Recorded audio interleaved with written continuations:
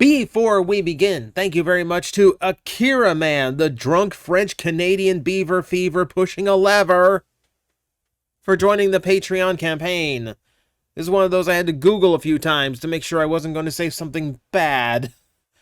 But thank you very much for the contribution. Thank you very much for the silly shout out. Those are always fun to do. If you want your own, it's $1 in Patreon. Gets me to say whatever your current Patreon name is at the time. And yes, people use it for very silly things, and that's their prerogative. I'm completely fine with that. So, we're doing a Patreon request today, actually, though I will fully admit this one has taken a long time for me to get to. Some of you have been very, very patient with a Patreon request. I appreciate that. A lot of you ask for creative writing prompts that take me a long time to figure out. When I'm doing the daily schedule and I've got the shop job here, as well as a lot of I've got like 2 major projects going on behind the scenes at the same time. So like I am very taxed right now, so I will get to all of them. I appreciate the patience, but this one has been waiting for a long time. And admittedly, it's been waiting a long time because I didn't feel like I really had the right expertise for it. I was requested to do a tier list of Transformer video games. And while I have played quite a lot of them, admittedly, there's a lot of them I have not played. Mostly because, just to let you know the type of gamer I am, I've never owned an Xbox. And I have not owned a PlayStation since number 2. I primarily play on the PC and Switch these days, and I've mostly just been a PC and Nintendo guy, because everything that comes out on the other 2 that I want to play eventually makes it to PC. So I never really worried about those. But the end result is there are games that never were available to me, and a lot of it comes from the PS3, PS4, Xbox 360 kind of era, so there's many holes in my knowledge. So instead, we're going to be doing every Transformer video game that I have actual direct contact with, and if you do not see it on this list, then just assume I have not played it and I have no opinion I can genuinely share. So this is going to be a somewhat incomplete list based solely on my personal experiences with certain games, and it's going to be very unfair because there's going to be PC games on here compared to Famicom games. But I'll try to keep it as objective as I can, and we're going to start with the Transformers animated game for the Nintendo DS. Also, I know people, when I do these lists, you want me to have like a scrolling image to better show what I'm talking about. I don't have space in the layout for this, unfortunately, so you just have to keep paying attention to what we're talking about. So, the animated game on DS is extremely weird because Ratchet is not playable at all. He's more storyline. Prowl is in these kind of like chase sequences in vehicle mode only, and then the actual Autobots you play as, Optimus Prime, Bumblebee, and Bulkhead, move through these puzzle platform areas where there are different sizes and different abilities used in the right way, in the right order, can let you progress to the end point of every level. It doesn't feel like a Transformer game. It does not feel like the type of game I would be playing if I wanted to play as a Transformer. It feels like you could put any random generic characters in here and it would feel the exact same.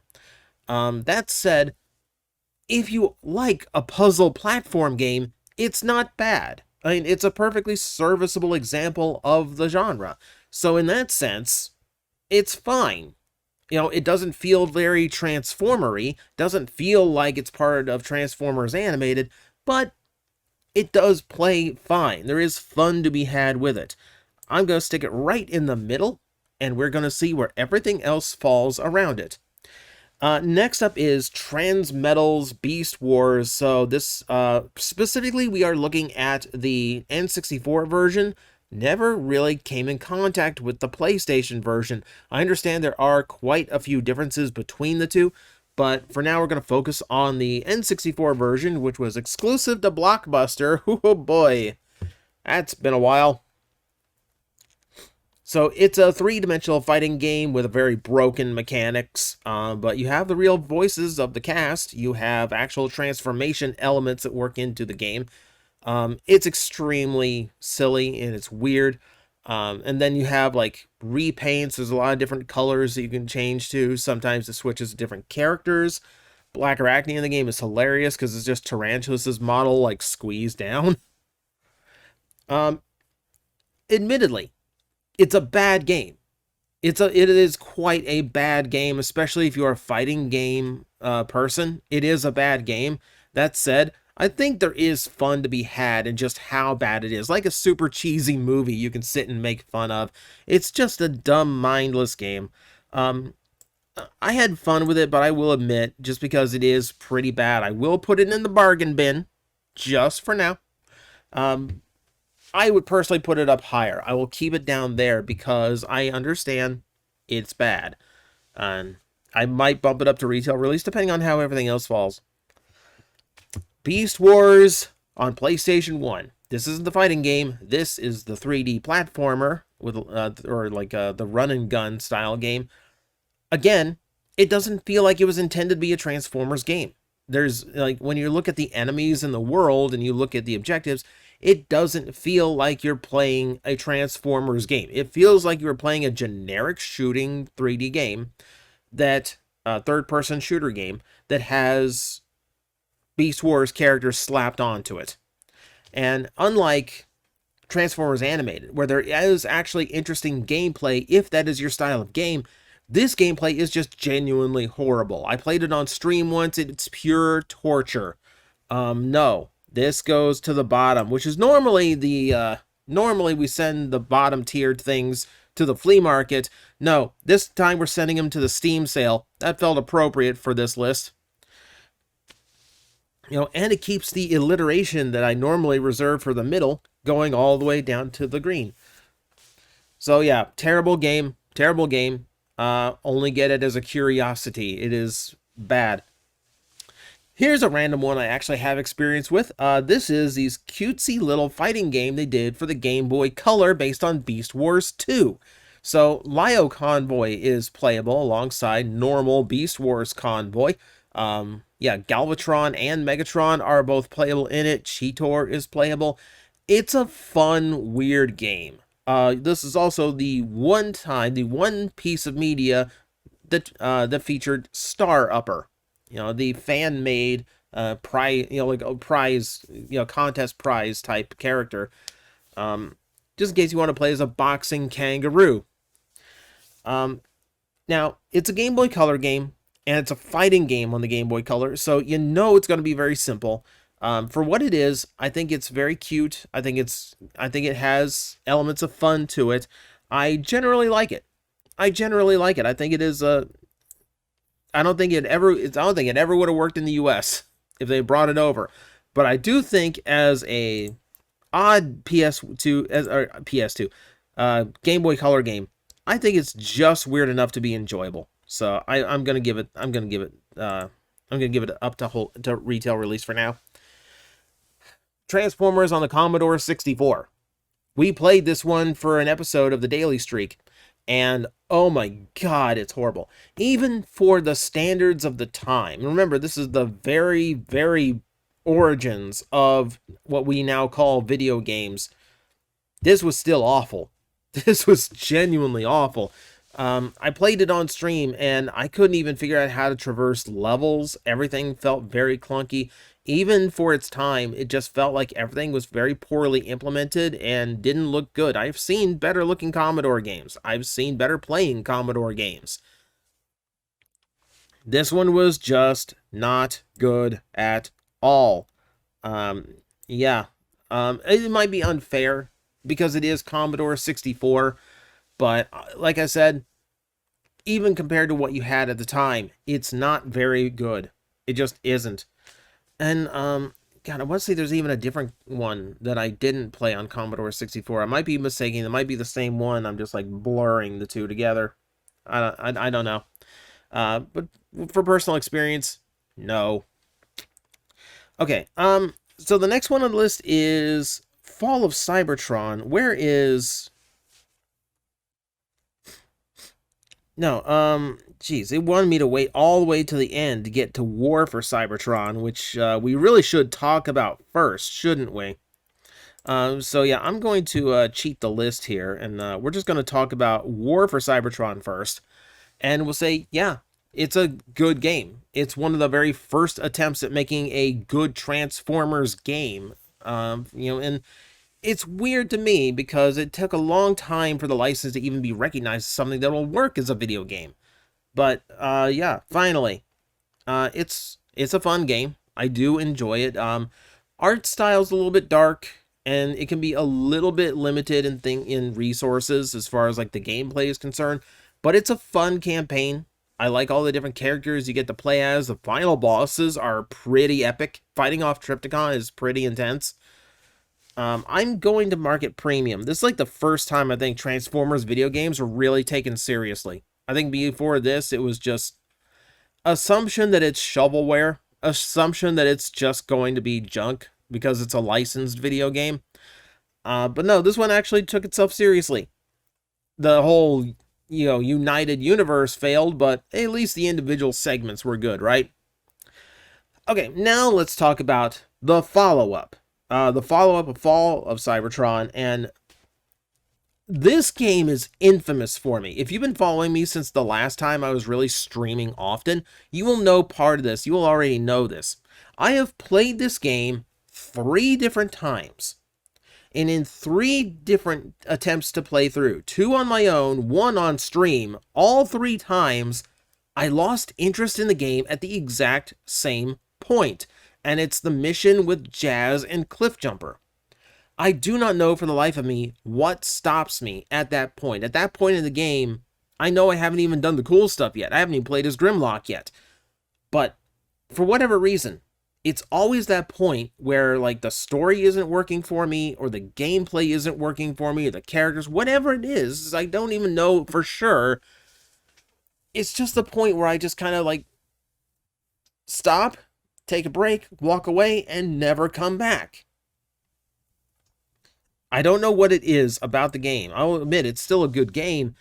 I don't know what it is about it that just makes me lose interest so immediately. It's just like I hit a wall of just like, I could be playing something way better right now. Don't know what it is. Don't know. Okay, here we're getting into one of the only mobile games on the list because I've only sparingly touched any of the mobile games because I'm not a big mobile game person. But Forged to Fight, a Transformers fighting game, okay. Now you have some interest from me.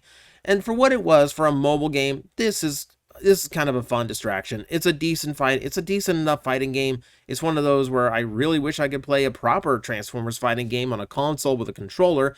But for what it is, it's not bad. I do like all the different characters they went with. I like the mix of all the different generations. That part's a lot of fun. And all the different continuities kind of clashing, literally.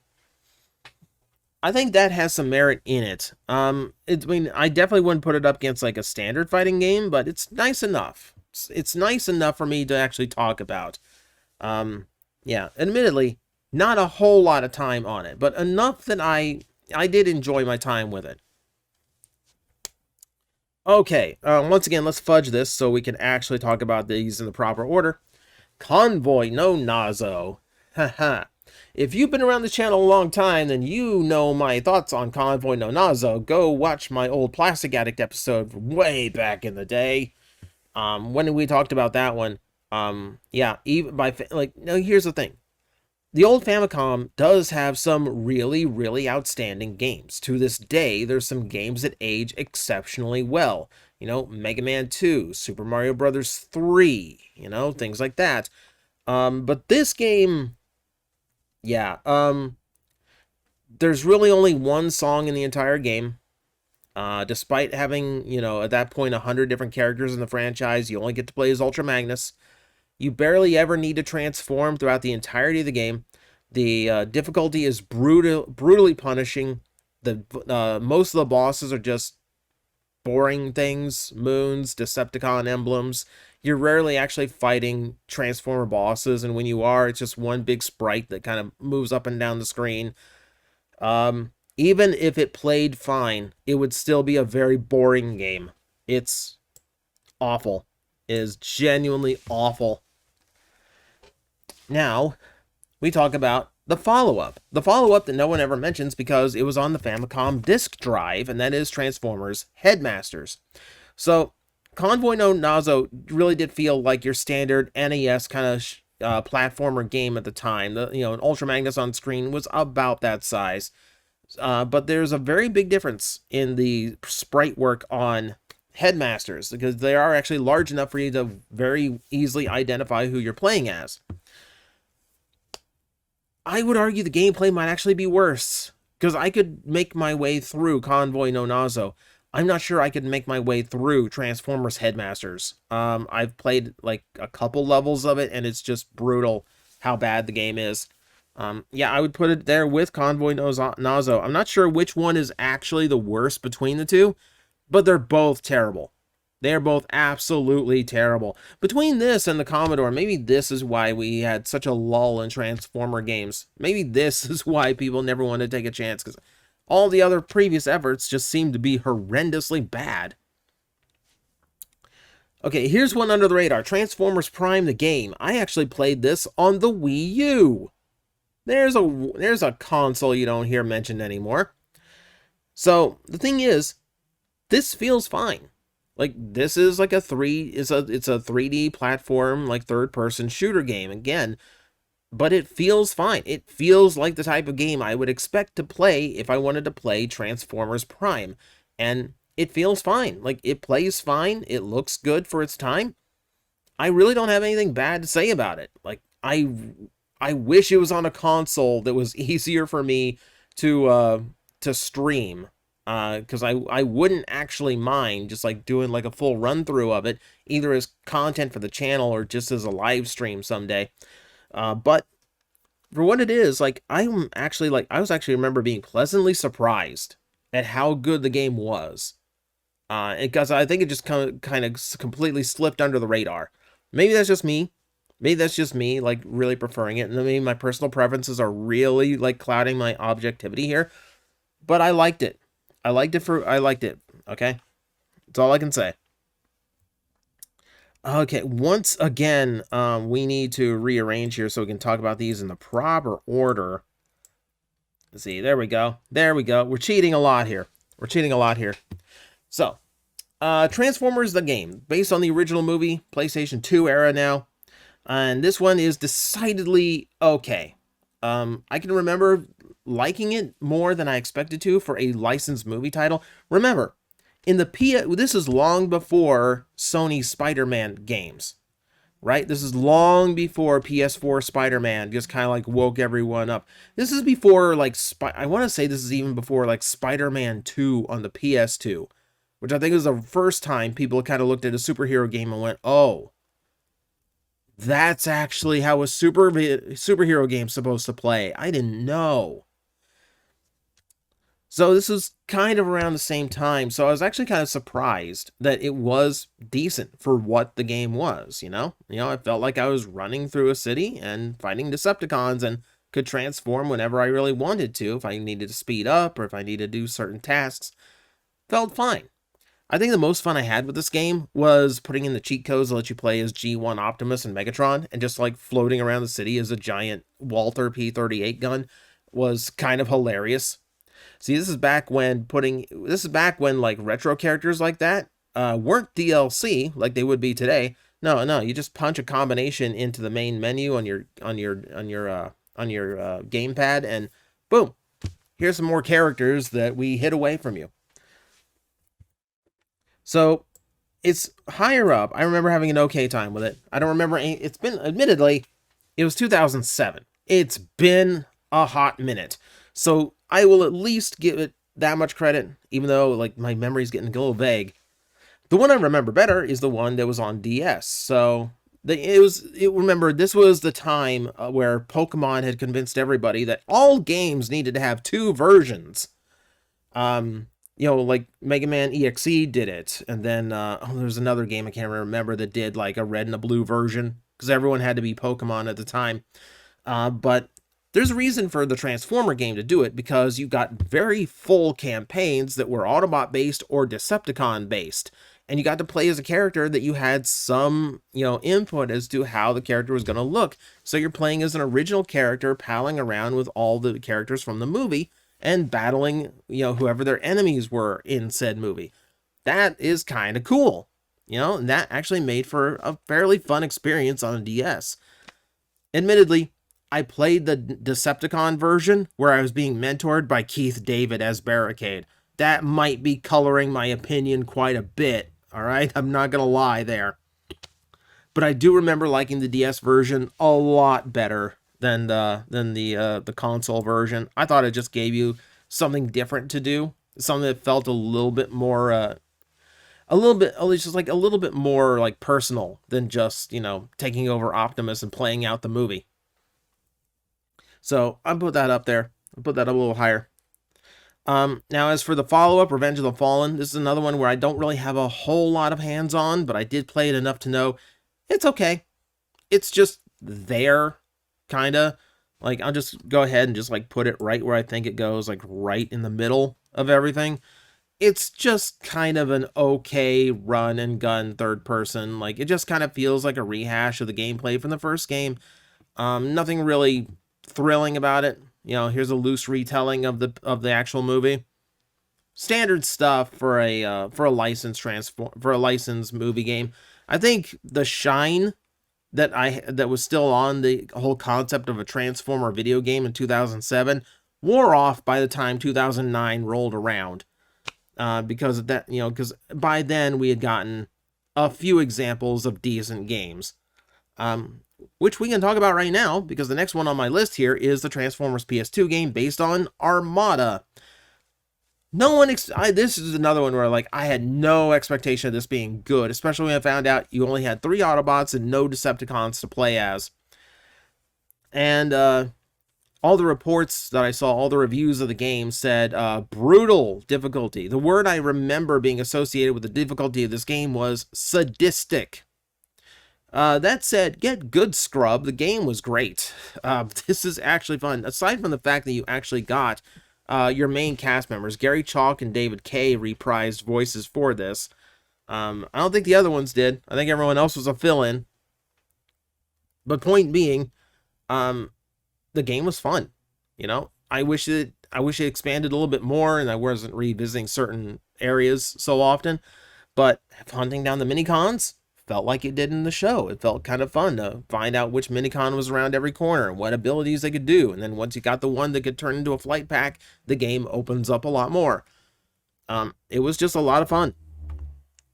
More fun than I expected out of something based on Armada. Let's see. I'm putting it premium price. Yeah, I think that works. Transformers Tatakai. It's only water. Should be something stronger for talking about this game. Okay. I played this one on stream. Played through Autobot and Decepticon campaigns. It is hysterically bad. The combat is very generic. Transformation is really only used if you're traversing from one area to another, which was always a weakness in Transformer games, is transformation is basically just the run button. There is fun to be had, but it is fun that the designers did not intend. It is how silly the dialogue is. It is how bad the voice acting is. It is a very, very silly game that there is fun to be had, but not the fun they intended. I will admit, this is the part where I have to point out, just because it ends up on a bargain bin level, that is just an overall opinion, my overall opinion of its quality. The benefit of that game is how, the sheer number of different Transformer characters you can play as, especially if you're willing to go through a second playthrough of both campaigns to unlock even more. That said, I think that's the only game that I can actually play as Blitzwing, which is sad. But that said, yes, it is a dull game. It is a very boring and poorly made game. And yes, while the whole thing is in English, it is laughably bad all around. But still, Makes for a fun few streams. Transformers Devastation. Now we're talking. Now we're talking. So it's Platinum Games. You know it's going to be well made. It's Bayonetta with a Transformer coat of paint, but it's obvious that the people working on it genuinely love the franchise because the dialogue does feel very much old school Transformers. The look, the cell shading is great. Like, it feels like you are playing a really, like, smooth episode of the original cartoon. I mean, I think it's as best as we've ever gotten. I think it's the best Transformer game we've ever gotten. I'm still waiting for its equal. Probably not going to get it. Alright, Transformers EarthSpark Expedition. This one I recently got because I'm going to be honest with you, like, I realize that there's been a few incidents with some of these uploads. For starters, I've gotten sick a few times during this daily streak. I've had a few times where my internet died and I couldn't post a video as fast as I would like to. So there's part of me that's going to, at some point, I'm going to do a Let's Play series of this one and then just release it periodically as I just need filler for the week. Just as a guy kind of a, hey, let's laugh at a really bad Transformer game. Because, yeah, this is a really bad Transformer game.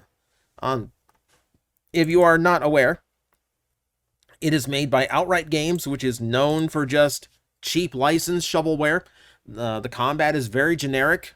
The graphics look terrible because, like, everything is under this really ugly, horrible shading. The dialogue is not great. It's very wooden. Doesn't feel like the characters. None of the voice actors came back because those voice actors cost money, and Outright Games doesn't have money, so they made whatever. It's a bad game. It is a bad game, but I think it's going to be laughably bad. So that's the way we will be playing it. And that brings us to the final Transformer game I actually have hands-on experience with, and that is Earth Wars, I'm going to say. So, yeah, I will fully admit it's a tactical game, and I really do not like tactical games. I give these a try once in a while because I can see where the gameplay would be fun, and I keep hoping that the right coat of paint on it would actually get me to enjoy this, because once in a blue moon there is a tactical game that makes me go, okay, I see what this is doing, I can kind of get into this. But just even adding the Transformer element to it just didn't do anything for me. It just didn't. But that is, again, just me. It's just admittedly not my style of game, so it's going to end up very low on my list. Yeah, if you're a fan of that game, I'm sorry. Just not for me. I tried. I mostly included on this list because, you know, we're done. Like, out of all the games that have been released over the years, I have experience with but 19 of them in order to make a tier list like this. So everything else is left unplayed. But admittedly, most Transformers games don't really come with very good reputations. They would mostly end up bargain bin or Steam sale level here. You know, I only see one game that is genuinely worth the title, like, Holy Grail. Like, this is the Transformers video game. You know, and there's going to be some who think that Fall of Cybertron or, you know, War for Cybertron are going to be an equal. Even some that will champion the PlayStation Armada game. That's entirely your preference, and you are entitled to it. But for me, there's only one that deserves to be good, and Transformers as a whole still kind of struggles to come up with what the general public would consider really good video games. Maybe Reactivate will solve that, or maybe it will be just kind of trash microtransaction mess of a video game that may or may not ever come out at this rate. We will have to see. But for now, that's the list. Thank you very much for watching, and as always, I will see you next time.